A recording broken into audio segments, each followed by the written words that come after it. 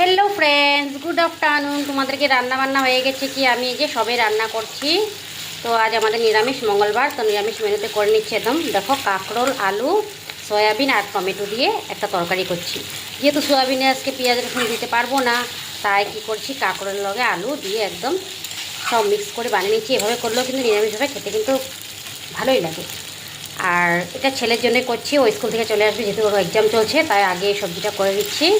তো সয়াবিনটাই খাবে, সয়াবিনটা আর আলুটা তুলে দেবো ওকে, আর বাকি সবজিগুলো আমাদের খেতে হবে।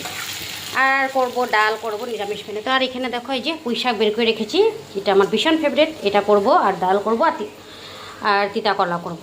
তো এই আজকে নিরামিষে মেনু করব। তো আগে এই যে সবজিটা করে নিচ্ছি, তারপর এগুলো আস্তে ধীরে করলেও হবে, যেহেতু ও 12:30টার সঙ্গে সঙ্গে চলে আসে, তো আসতে হয়ে যাবে, এখন টাইম হয়ে যাচ্ছে, তার জন্য ঝটপট করে সবজিটা করে নিচ্ছি। ভাতও হয়ে গেছে আমার। তো চলো, টাটা।